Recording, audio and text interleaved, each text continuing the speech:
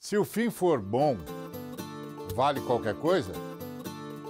Pode fazer qualquer bobagem pensando em que no fim vai dar certo e todo mundo vai lucrar ou gostar? Pode simplesmente inventar, depois conserta? Ou seja, existe mentira do bem? Você vai saber disso daqui para frente.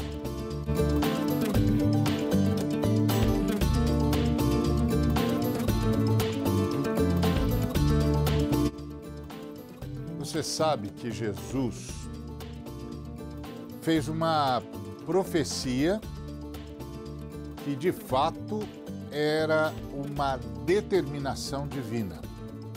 Qual era? Ou qual é? Porque ainda está vigente. A palavra de Jesus foi: não há nada que tenha sido dito às escondidas, nos esconderijos, nos recônditos, a baixa voz, que não será propagada dos telhados, para todo mundo ouvir. E quando Jesus disse isso, ele estava nos alertando de que não adianta criar traminhas, criar conluios, não adianta criar maracutaias, que tudo vai ser revelado. Por quê? Porque Deus, a Trindade, tem um método. E o método de Deus é a verdade. Nada pode contra a verdade, senão pela verdade. O método de Deus é a verdade. Para Deus, não é possível amar sem dizer a verdade. Quem ama, diz a verdade. Quem quer o bem, diz a verdade. Quem quer promover o bem, age a partir da verdade. O nome disso é caráter. Caráter. A Bíblia diz que Deus é um Deus Pai das luzes, que na Trindade não há variação, não há sombra de variação. É sempre a verdade. Por uma razão muito simples. A Bíblia diz que é na luz de Deus que nós vemos a luz. Portanto, tudo virá à luz. Tudo virá à tona. Tudo vai aparecer. Deus garante que vai haver juízo. O que as pessoas se surpreendem é que elas acham que o juízo é só no fim, que Deus não tem juízos na história, mas Deus tem. E sabe como é que começa o juízo de Deus na história? Trazendo a verdade à tona. Nós estamos assistindo este espetáculo agora no Brasil. A vinda da verdade à tona. Do que foi dito nos esconderijos, nas alcovas, no meio das tramas, aquela conversinha de quem parece que não quer nada, mas quer tudo. Aquela certeza de que ninguém vai descobrir. Isso me lembra de dois meninos que foram cortar o bolo antes da festa, e aí eles descobriram onde é que o bolo estava escondido, e se esgueiraram, e chegaram lá, e aí quando estão os dois frente a frente com o bolo e vão cortar o bolo, um deles diz: agora só estamos nós e Deus. Uau! Acabou a graça. Só estamos nós e Deus, a Trindade. Deus disse que todos nós daremos conta de toda conversa ociosa. Sabe o que é conversa ociosa? É quando você usa da palavra, que é o meio de comunicação por excelência, para desprezar o outro, para zombar da sua dor, para rir da sua angústia, para rir quando deveria estar chorando com ele. Isso é palavra ociosa. A Bíblia diz que toda palavra ociosa será julgada. Então, o espetáculo é: Deus vai pôr isso no holofote. Vai vazar, porque Deus vai vazar. E esse é o ponto. Existe mentira do bem? Não. Não é possível. Do bem, só a verdade. Pois é. Vale qualquer coisa quando você quer fazer o bem, o fim justifica o meio. Estou com uma ideia, não é legal agora, mas vai ser legal amanhã. Prejudica o pessoal aqui, mas depois todo mundo vai gostar.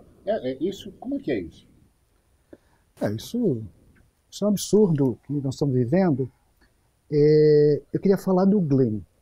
O jornalista. O jornalista. Do Glenn Intercept. Que está colocando no telhado um monte de coisa que estava... Está cumprindo a profecia? Está cumprindo a profecia. Né? Estava tudo escondidinho e ele foi lá.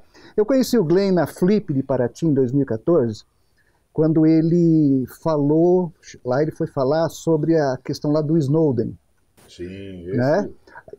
Quando mostrou para o mundo o que estava acontecendo. Mostrou para o mundo o que acontece nos porões da CIA, da NSA, do governo norte-americano. E, assim, eu considero, honestamente, uma bênção que esse moço está aqui no Brasil. É mesmo. E está fazendo aquilo que a gente desconfiava. Desconfiava, mas não tinha como saber. Porque não tinha mídia para isso. Não tinha mídia para isso. A mídia... Eles estavam combinando o jogo entre o Ministério Público e o juiz para trazer as testemunhas. E os grandes jornais, né? E os grandes jornais. O jogo combinado para tirar o Lula, para prender esse, para prender aquele, prisão, condução coercitiva, um monte de coisa quebrando a lei. E a Constituição. Seja, é um acordo com o judiciário e tudo. Tudo. O grande acordo nacional. O grande acordo nacional. Então, conquanto a Operação Lava Jato esteja lidando com coisas importantes e reais, os fins não justificam os meios. Pois é, esse negócio de corrupção, você vai resolver com mais corrupção, é isso? Eu creio que nós estamos entorpecidos pela...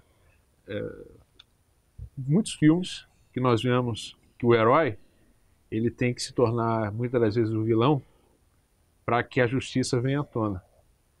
Isso tem alcançado muitos corações, inclusive dos nossos irmãos, e tem isso por verdade, deixando as escrituras de lado e pegando aquilo que a tela do cinema tem demonstrado para a gente. Tem até uns justiceiros que saem matando todo mundo e diz que é bom, né? Exatamente. É verdade. É verdade. Eu lembro-me do filme Batman, Cavaleiro das Trevas. E que nesse filme, na realidade, quem vence é o Coringa. Quem vence é o Coringa. Que o objetivo do Coringa qual é? É pegar aquele que era o melhor da cidade e transformar ele no maldoso. Um bandido. No malvado. Então a corrupção só gera corrupção. Não dá para acabar com a corrupção corrompendo. Não existe a menor possibilidade disso. Nós não temos... não podemos contra a verdade, senão pela verdade. Isso. Esse é o texto. Esse é o texto sagrado. E a verdade está vindo à tona e os caras já até ameaçaram de criar algum problema para o Glenn, como você, esse jornalista americano, né, de nacionalidade americana. e que está fazendo um trabalho extraordinário. Ou seja, essa reação desse governo que está sendo incriminado, porque, claro, o alvo principal, que é o ex-juiz, parece que estava mancomunado com o governo vigente. E agora o governo começa, inclusive, a Botá-lo de ameaçar, botar do lado e ameaçar a imprensa.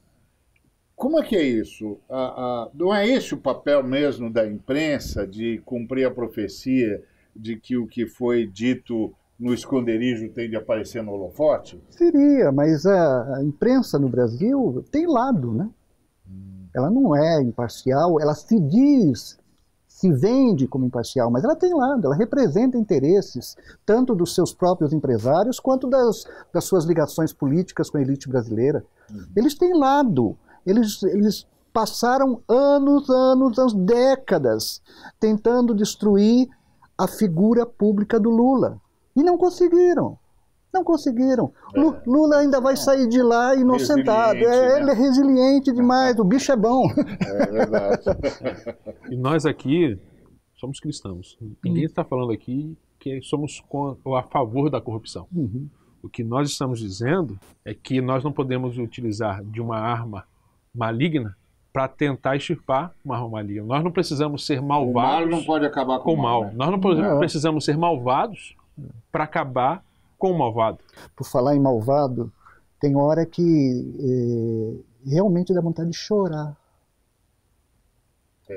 É isso mesmo. De ver uma procuradora pública, um procurador, zombando da morte na família, da morte de um neto, da morte da esposa, da morte do irmão, e tratando isso com uma ironia e uma desumanidade. Eu falo, não é possível, é esse povo que está cuidando da lei, é esse povo que está cuidando da justiça no nosso país. Então dá muita tristeza. E aqueles crentes que dizem que esse negócio é castigo de Deus? Tá vendo como a mão de Deus pesou? E aí? Quando vemos aqueles que deveriam zelar pela lei, que deveriam ser imparciais, tratar um ser humano de uma forma como se ele não fosse um ser humano, porque essa é a realidade. Né? Eles agiram como se quem estivesse ali não fosse um ser humano, que não tivesse sentimentos. E isso não mexer com você, isso não mexer com o ser humano, não mexer com aquele que se diz seguidor do Cristo, isso é muito complicado. E aí me escandaliza. Deixar a emoção, o fígado, né, o ódio falar mais alto, devido à campanha contra uma pessoa, contra o Lula, contra um partido político, deixar que isso entre no coração a tal ponto que a pessoa não consegue mais enxergar a imagem de Deus na vida de uma outra pessoa. Isso, mas, gente, não foi a mão de Deus, então? Olha, eu fico mais escandalizado ainda de pensar que um menino como esse Dallagnol, crente batista, de uma igreja cujo pastor foi meu contemporâneo de seminário, e ele lidando com toda essa manipulação como se fosse um messias, um reizinho. Não!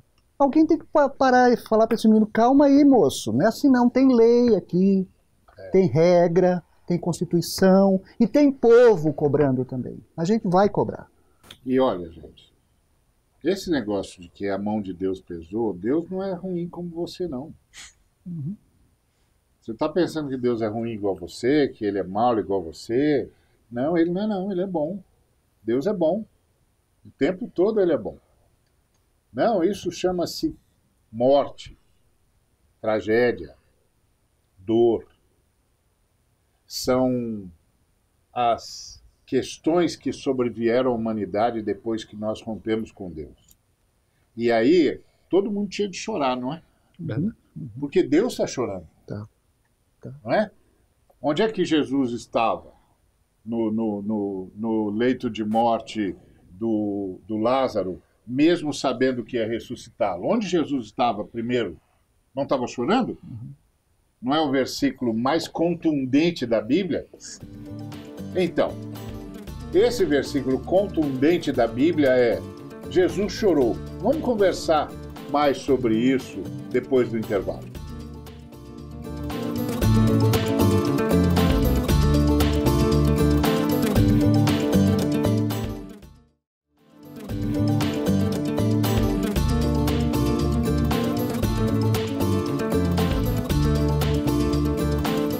Então, gente, Jesus, essa figura maravilhosa, verdadeiramente Deus e verdadeiramente homem, está lá, diante do leito de morte. O Lázaro está morto, aliás, diante do sepulcro, né? Ele já tinha sido sepultado. Jesus está lá, sabendo que vai ressuscitar o homem, mas ao invés de reagir baseado numa descarga de adrenalina, né? Tipo, opa, gente, para de chorar, porque eu vim aqui ressuscitar o homem, isso aí vai acabar agora e tal. Ao invés dele entrar nessa loucura irresponsável de não considerar a dor e o luto do outro, a Bíblia é contundente quando diz: Jesus chorou. Eu, inclusive, fico perplexo, eu fico pensando, meu Deus, como ele conseguiu ser tão solidário com a dor, mesmo sabendo que daqui a pouquinho a dor vai virar alegria. Mas ele não ousou trazer a alegria antes de chorar com os que choram. Uhum. Ou seja, como é que a gente mexe com isso? Teve compaixão. Né? Teve compaixão. Ele se colocou no lugar do outro. E a outra coisa sobre tudo isso é assim: todo mundo é a favor de que os corruptos e os corruptores sejam responsabilizados no rigor da lei, tá certo? Certo. Agora, isso significa mentir? Pode. Isso significa destruir indústria, destruir emprego, destruir a construção civil, destruir a siderúrgica, destruir a indústria naval? Pode. Destruir o devido processo legal? Destruir o devido processo legal? Pode, isso pode. É isso. Ou seja, não é para responsabilizar o corrupto e o corruptor. O que os funcionários têm a ver com isso? O que a lógica da economia, do trabalho, da construção da sociedade tem a ver com isso? Então, tem uma dimensão que é a dimensão da nossa época, dimensão virtual, internet. Hoje a gente está vendo quantas democracias e quantos países, o próprio Estados Unidos, teve seu processo democrático deturpado, deformado por causa de fake news, por causa de mentiras que são colocadas e recolocadas por robôs, por militantes, e que depois fica como verdade. A velha história do Goebbels. Vai repetir, repete a mentira, repete a mentira, repete a mentira, um dia ela vira verdade. Isso. A nossa eleição foi assim. O Goebbels, gente, era o marqueteiro do Hitler, viu? Não fica pensando que é um cientista legal, não. Não é cientista legal, não. Ele era o marqueteiro do Hitler.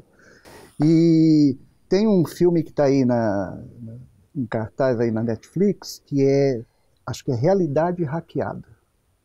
É impressionante você ver o quanto a nossa realidade está sendo distorcida com mentira. Com mentira. E ele consegue mudar a eleição de um país com mentira. O que é conquistado com mentira vale? Provérbios 12:17 diz: quem diz a verdade ajuda a cumprir a justiça, mas quem dá testemunho falso está a serviço da mentira. E nós sabemos de quem ela é filha, ou seja, ela é produto de quem? Do nosso inimigo, do opositor a Deus. Qual é o nome do pai da mentira aí? O diabo, Satanás. Então o diabo está por detrás desse negócio. Então tinha um crente servindo ao diabo aí. Ele foi instrumentalizado. Tem um ele negócio, foi enganado, foi tem um negócio diabólico quando alguém diz que queimada foi por ONGs. ONGs botaram fogo lá. E cadê prova? Não, e que ONG faria isso? E que ONG que faz isso? Haja dinheiro para botar fogo nesse negócio. E eu creio que vai além dessa questão de vou querer acabar com a corrupção. Não é somente isso. Não é a motivação, eu creio que a motivação não é simplesmente o desejo que se extirpe a corrupção. Vai mais além. É a história do anjo caído novamente, do Lúcifer. É o ego absoluto. É o ego absoluto. A corrupção vai acabar, mas quem vai fazer isso acontecer sou eu. Meu nome que vai ficar na história. Então, as motivações que na realidade que eram legítimas, deixam de ser legítimas. E uma coisa que a gente precisa ter claro, gente, é que corrupção não acaba, porque corrupção é um desvio do caráter. Exato. É um desvio de caráter do ser humano. Todo mundo tem, mais cedo ou mais tarde, algum desvio de caráter. Não tem ninguém que possa tirar aí a pedra da inocência absoluta. Então, a questão não é a corrupção, é o corruptor e o corrompido. Então, a corrupção, que é um desvio de caráter, está aí, vai ter todo dia. O problema é que nós temos de enquadrar na lei o corruptor e o corrompido, o que se deixou corromper. O ponto básico isso é operar a lei. Tá certo? A lei. Isso é operar a lei. Que é a autoridade. Exatamente, que é a autoridade. Então, não é um negócio de correr atrás de um desvio de caráter. É operar a lei. Então, um promotor, um juiz, pode ser vingativo? Não. Pode manipular os fatos? Não. Então, o que a gente fala disso? Como é que você vai manter junto o acusador com o julgador? O acusador está no papel dele, Ministério Público, vai pegar os indícios e vai dizer, esse cara fez isso, e está errado, e ele merece isso, e pede lá para ser considerado réu. O juiz vai ouvir o outro lado, a parte, a defesa, e que agora o Supremo está começando a exigir que a defesa seja a última palavra. Mas era assim, não era? Era, mas de 2 anos para cá, deixou de ser, de 3 anos para cá, 2014, 2015, a defesa nunca sabia exatamente qual era a acusação e tinha que se defender no escuro. Exatamente. Eu sei que nós temos a nossa cultura, o jeitinho brasileiro de achar que as coisas só vão dar certo se nós fizermos a margem da lei. É muita burocracia, muitas questões, então isso só vai funcionar, aquilo que nós queremos só vai funcionar mesmo que a nossa motivação seja boa ou a nossa finalidade, o objetivo para que isso aconteça seja bom, nós, pelos meios legais, nós não vamos conseguir. Então, pela nossa cultura, o jeitinho brasileiro sempre determina que a questão é fazer isso acontecer. Não importa os meios. A questão vai ser justificada pela nossa finalidade, pelo objetivo. Isso está errado. E isso está completamente equivocado, está completamente errado. Isso é pecado. Pecado. Agora, há períodos na história onde a mentira prevalece. Esse aqui, por exemplo. A mentira, ela não é só no Brasil, em tantos outros lugares. Isso é um movimento mundial. Mundial. E às vezes só na próxima geração, depois de muita Parece luta... que o diabo contratou profissionais. Estão tudo lá na internet. E a gente tem de lembrar que tudo que nasce da mentira acaba sendo um inferno. Acaba sendo diabólico. A mentira não pode gerar o bem. A mentira gera fake news, que são notícias falsas. A mentira gera governos falsos. Porque se é mentira, e se foi mentira, você nem sabe no que foi que votou, porque era mentira. Foi promovido pela mentira, por isso que você não sabia de nenhum programa de governo e agora está assustado. Porque era mentira, não apareceu. A mentira só gera dor, crueldade e tirania. Não existe mentira do bem. Por isso, nós agora vamos ter de enfrentar a mentira. E a única maneira de enfrentar a mentira é vazar a verdade. Muito obrigado, Glenn.